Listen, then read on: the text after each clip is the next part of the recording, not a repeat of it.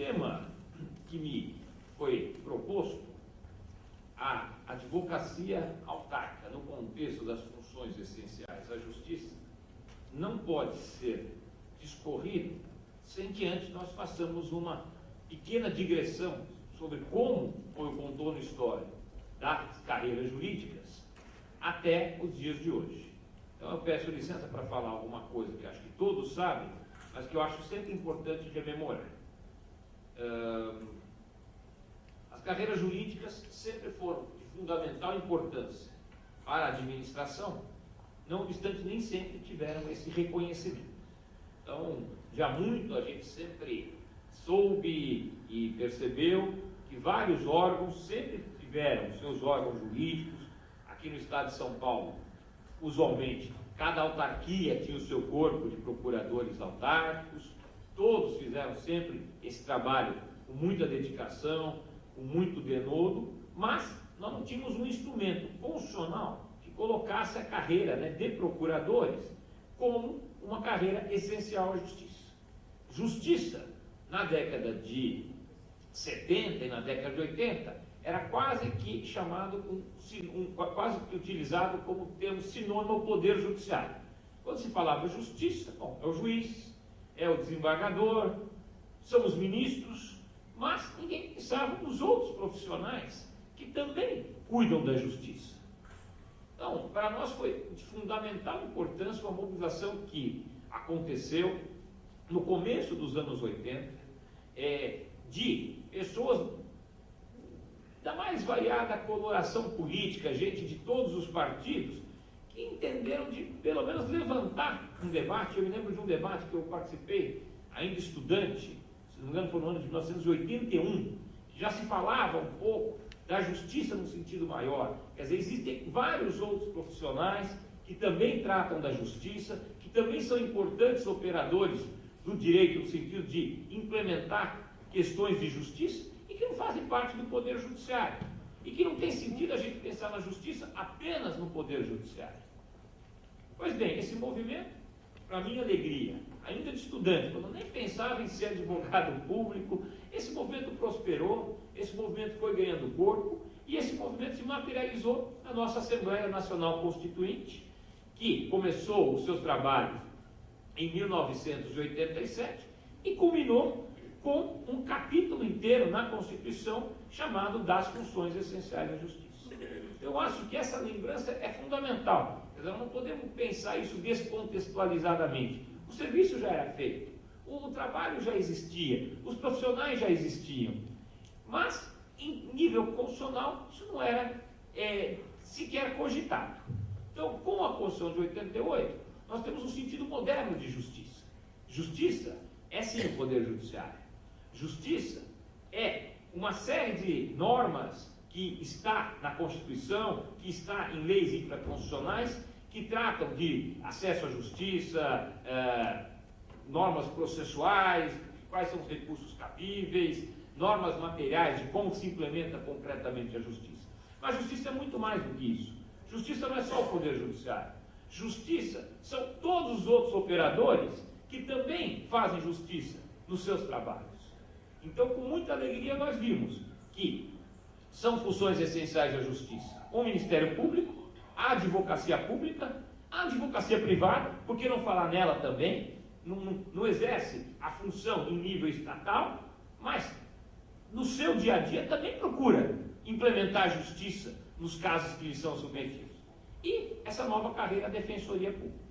Então, eu acho que isso para nós foi muito importante, é um marco que nós temos que ter sempre muito claro, de que com a Constituição de 88, e ela está indo para o seu 24º ano, o ano que vem será um quarto de século da nossa Constituição, né, no dia 5 de outubro, não falta tanto tempo, então é algo que nós temos sempre que rememorar e reverenciar. Pois bem, dentro desse contexto, o próprio Constituinte já deu então as balizas de como que ele, o Constituinte, pensou no sistema de justiça. Tem o Poder Judiciário, com as suas garantias, com os seus órgãos, com as suas competências. Acho que a própria Constituição alargou muito o campo de atuação referente à justiça, com a criação do habeas data, do mandado de injunção, a nova configuração de vários outros direitos. Se pensou realmente, vamos dizer, em várias normas de acesso à própria justiça. Nesse ponto, a própria criação da Defensoria Pública representa uma preocupação efetiva com o hipossuficiente, que nem sempre sabe dos seus direitos, que nem sempre conhece os caminhos para chegar na justiça. Então, essa parte é inegável. E também pensou nisso, quer dizer, existem várias carreiras que também fazem justiça. E aqui é o caso então de falarmos um pouco na nossa carreira, né, da advocacia pública. Então, a advocacia pública, ela se ocupa, e está lá na Constituição, da consultoria jurídica e da representação do ente perante o Poder Judiciário. Bom, isso parece simples, parece fácil, mas é um trabalho bastante complexo e que envolve uma série de ações articuladas também em termos de Estado para que isso possa ser feito. Então, eu sempre costumo dizer um pouco da minha experiência. Eu comecei o meu trabalho na Procuradoria Judicial do Estado de São Paulo, onde ingressei, foi falado, em 1989, já se faz tanto tempo, mas parece que foi ontem. Eu vejo aqui colegas daquela época, doutor Rubem Fux, inclusive, trabalhou no mesmo lugar que eu depois vinha trabalhar, a popular PJ1 da Procuradoria Judicial, e o doutor Newton também, meu veterano, ajudou a me receber, ele já estava na carreira. Então, eu lembro como é que era assim, o começo do nosso trabalho pós-Constituição Federal. Então, nós já tínhamos a Constituição Federal, ainda não tínhamos a Constituição Estadual,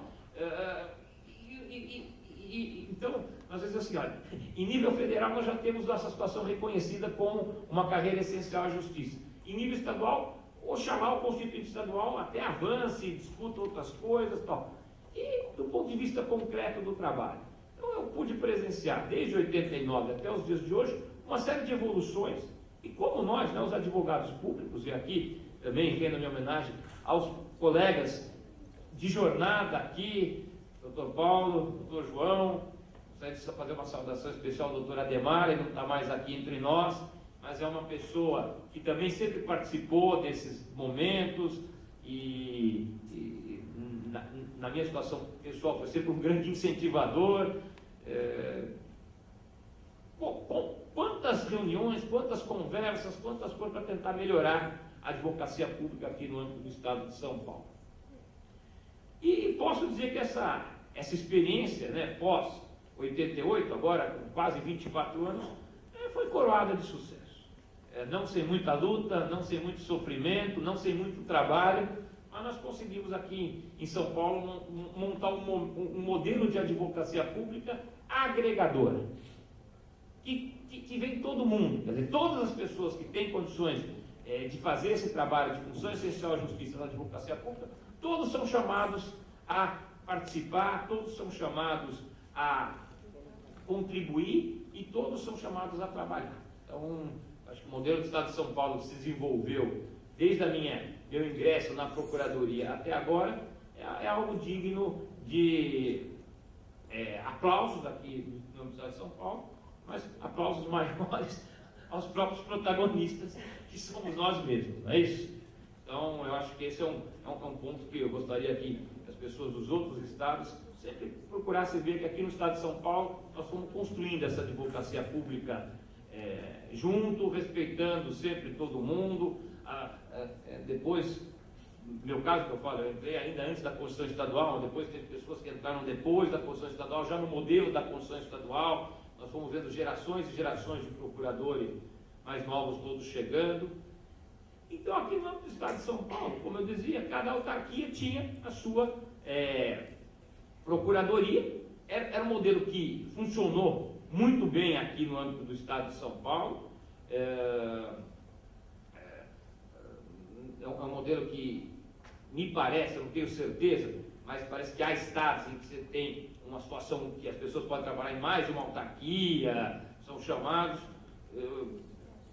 Parece que existe esse modelo. E o Estado de São Paulo não, quer dizer, é o modelo da especialidade, né? Os procuradores trabalhando na sua autarquia e cada um expert nos seus assuntos. Eu acho que foi algo bastante positivo dessa nossa experiência. E chegou um momento, em 2004, e acho que aí é um ponto importante daqui do Estado de São Paulo, que a Assembleia Legislativa aprovou uma emenda criando vamos dizer assim, várias situações de que cada vez mais se procurasse alargar esse modelo de que a Justiça no Estado de São Paulo pode cada vez mais se aperfeiçoar. Então foi um ponto importante. Essa emenda não foi no meu período na Procuradoria-Geral do Estado, foi antes, mas eu pude acompanhar que nessa época eu estava na Associação dos Procuradores do Estado. Então, junto com todos esses nossos colegas e amigos que a gente fez ao longo de toda essa carreira, o destino me proporcionou estar lá na Procuradoria e junto com eles estávamos na Assembleia, né, tentando apresentar aqui algumas emendas que poderiam a nosso juiz fazer ficar melhor. Elas não vieram naquele momento, acabou sendo aprovado o texto básico, mas eu sempre falei, olha, nós vamos ter sempre outras ocasiões para poder aperfeiçoar esse modelo. Eu não falava, mas imaginava que eu ia estar do lado de fora, né? Muito fácil falar quando você estava na associação. Então eu falei, vamos ter muitas ocasiões que nós vamos poder ainda lutar, etc. E tal. Mas aí vem o destino, que a gente nunca sabe como é. Eu acabei sendo indicado para o cargo de Procurador-Geral do Estado de São Paulo. E aí eu falei, bom, agora então é o momento da gente fazer aquilo que a gente sempre preconizou, sempre se propôs e trabalhar para, vamos dizer, talvez fechar com chave de ouro, se é que a gente pode falar a palavra fechar, porque acho que sempre a nossa carreira em constante aperfeiçoamento, em constante mudança, sempre vai ter coisa para fazer, para fechar o modelo que a gente pensou sempre há muito tempo. E aí nós pudemos, com o apoio de todos, encaminhar um projeto à Assembleia Legislativa, que veio a ser convertido na Lei Complementar 1077, que é de 2010. 2008. Eu já estou até... 2008. Quer dizer, que com isso acho que consolidamos o modelo da advocacia pública agregadora a que eu me referi. Então, aqui no âmbito do Estado de São Paulo, acho que o procurador do Estado e o procurador da autarquia convivem extremamente bem, sabem que são parte integrante da mesma carreira da advocacia pública, estão todos agregados no mesmo espírito, e acho que desde então da aprovação da lei tem sido uma situação que isso apenas se consolidou cada vez mais. Então, eu acho que, do ponto de vista da experiência do Estado de São Paulo, foi aquilo que me pediram para falar, eu acredito que essas, em linhas gerais, são os pontos que me parecem importantes. Não sei se pessoas de outros estados eventualmente quiserem, depois podemos, na fase dos debates, poder aprofundar um pouco mais. Muito obrigado.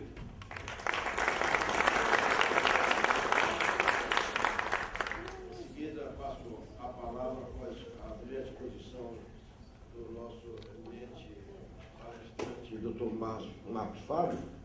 Passo a palavra imediata para o nosso Dr. Bruno Espinheira, colega de quem já luto na amizade há algum tempo, e com muito prazer iremos agora escutá-lo. Apenas eu quero ilustrar que o nosso palestrante é advogado e ex-procurador federal, atual procurador do Estado da Bahia, coordenador-geral da representação da Procuradoria-Geral do Estado da Bahia perante os órgãos e tribunais federais, mestre em Direito Público pela Universidade Federal da Bahia, membro da Comissão Nacional de Acesso à Justiça do Conselho Federal da OAB, membro do Instituto Brasileiro de Advocacia Pública, membro do Instituto de Advogados do Distrito Federal, autor de diversos artigos e livros jurídicos. Com a palavra o nosso palestrante, Dr. Bruno Espinheira. Senhor presidente, se o senhor me permite, eu tenho um mau hábito de advogado de falar de pé, porque na verdade me dá mais comodidade. Eu tinha falado com o presidente, disse que era possível. Se o senhor me permitir, eu me dirigirei ao público. Peço licença. Claro, todo prazer. Senhor presidente, tenho a honra de agora, não sabia que teria essa satisfação de vê-lo aqui nessa mesa, meu querido conterrâneo, Dr. Sérgio Schlang, de longas lutas, história, tanto na OAB quanto na advocacia pública, na advocacia privada, né? tenho a honra e a satisfação de dizer que é um conterrâneo realmente combativo, que eu tenho muita admiração. E é uma surpresa agradável tê-lo aqui. Secretário da mesa, doutor Alberto Câmara, agradecemos a sua presença também ajudando aqui. E o doutor Marcos nos deu, que me parece que a fama ultrapassa, o nome ultrapassa a pessoa, que só tive a honra de conhecê-lo agora pessoalmente, não é? Muito bem. Senhores e minhas senhoras, eu queria agradecer inicialmente ao ilustre presidente, doutor Marcos Stan, né? Doutora Zuleide Carvalho, que eu não vi presente, mas também a quem devo a honra, né, desse convite que me causa muita satisfação e prazer, né, de estar aqui nesse evento. Aliás, antes de ser procurador do Estado da Bahia, eu fui advogado de uma fundação pública federal. Conheço bem essa luta, porque fui anterior àquela consolidação agregadora pós-ministro Gilmar Mendes, que com seus defeitos talvez tenha trazido um cenário mais interessante para os advogados das autarquias e fundações públicas federais. Muito bem, meus amigos, eu não costumo seguir roteiro, eu fiz uns alfarrábios aqui, mas eu acho que seria interessante que eu tentasse obedecer, porque dá uma densidade àquilo que talvez seja uma mensagem que eu gostaria de deixar registrada com relação a esse cenário hoje das funções essenciais à justiça e especialmente a essa luta dos queridos colegas procuradores autárquicos e fundacionais, não é? E aí eu destaco, doutor Marcos, o senhor mencionou bem esse retrato anterior à Carta de 88, mas me parece que esse marco, na verdade, é que merece essa celebração hoje por conta dessa cultura de legalidade democrática que se implementou nesse país, não é? Com um cenário novo, após, evidentemente, um longo caminho que nós vivemos há quase um quarto de século, doutor Marcos, é verdade, o senhor lembra bem aqui agora. E assim, como síntese, meus amigos, dessa cultura de legalidade, eu acho que já se vislumbra legítima uma pretensão, e aí eu começo por aqui, de afastar qualquer visão da advocacia de Estado como um mero elemento, e eu abro aspas, burocrático, na pior acepção do termo. Na verdade, essa advocacia que, infelizmente, ainda é vista pelo jurisdicionado como uma verdadeira inimiga da boa governança e dos cidadãos contribuintes. Contribuintes aqui eu me refiro na acepção lata da palavra. E essa advocacia de Estado, meus amigos, na verdade cunhada e aperfeiçoada, evidentemente, com esses ventos de 88, não é? Eu não tenho a menor dúvida que eu incluiria, e incluo sim, doutor Marcos Stan, as procuradorias autárquicas e fundacionais das unidades federadas. Não é? Na verdade, essa advocacia de Estado, e é uma expressão que eu prefiro utilizar na acepção estrita da advocacia pública em sentido de gênero, não é? Eu vou me referir sempre à advocacia de Estado, falando das procuradorias de Estado agora aqui e das procuradorias tanto fundacionais quanto autárquicas, e permitindo, evidentemente, fazer uma digressão quanto à AGU, mas que não seria o foco do que nós pretendemos firmar ao final, não é? Então, na verdade, diante disso, me parece que agora não há espaço mais para esta advocacia, a não ser no sentido de uma direção propositiva, uma direção, evidentemente, consolidada em direção às melhores políticas públicas. Agora, tudo isso, meus amigos, numa linha não negativa. O sentido propositivo aqui quer dizer o seguinte: nós não podemos mais hoje nos limitar a dizer o que não se deve fazer ao governante. Na verdade, nós temos o dever de mostrar o porquê e, especialmente, disponibilizar o como fazer.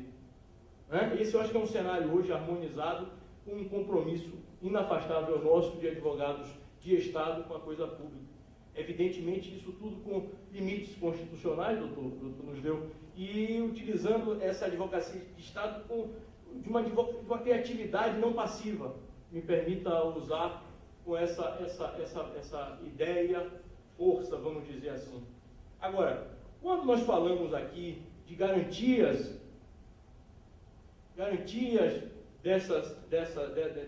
desse corpo específico representado pela Advocacia de Estado, essas garantias, na realidade, não é? Me parece que antes mesmo de tratarmos de uma tentativa de visão de autonomia, como se pretende, algo assim, tratar da independência funcional do advogado em sentido amplo. Não é?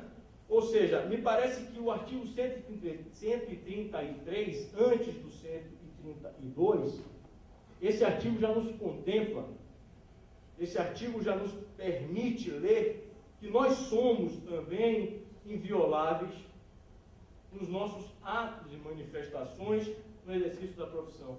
Não sei se os senhores tentaram perceber o que eu pretendo com relação a esta ideia diretiva. Quer dizer, antes de qualquer discussão que eu sei que hoje não está nessa esfera das procuradorias autárquicas, mas na esfera das procuradorias de Estado, a busca de uma autonomia em sentido amplo, quase se identificando com o Ministério Público. Na minha percepção, um equívoco, mas eu acho que não temos espaço para isso agora. Me parece que, antes de tudo, melhor que uma autonomia é essa independência funcional numa leitura sistemática e extremamente moderna da Constituição Federal, a qual, além do 132, temos em nosso favor o 133 também, além da Lei de 1906 e seus artigos que contemplam as previsões da independência do advogado. Isso tudo, meus amigos, para dizer o seguinte: essa independência é uma característica íncita à advocacia e que não pode ser de forma alguma, nem por lei, a não ser por Constituição, que seria antidemocrática e não seria constitucional, não é? Se estabelecer qualquer limite a essa atividade e antes mesmo, repito, de qualquer pretensão de mudança constitucional para contemplar autonomias funcionais, orçamentárias, etc., que tais, não é? Agora, na realidade, meus amigos, eu vou tentar abreviar porque a ideia era muito longa, mas a minha percepção, na verdade, complementando essa perspectiva do doutor nos deu, né, é de que esse controle de legalidade hoje das procuradorias, das unidades federadas, e sempre que falo isso eu não consigo, repito, me dissociar da perspectiva de que nós temos que englobar efetivamente as procuradorias autárquicas e fundacionais. Não estou aqui, na verdade, fazendo proselitismo para agradar a associação. O doutor Marco me conhece há muito pouco tempo, a doutora Zuleika já ouviu falar, o doutor Schlang também, mas assim, não tenho compromisso, evidentemente, com isso, mas eu só não consigo entender essa desorganização, doutor Nudil, que infelizmente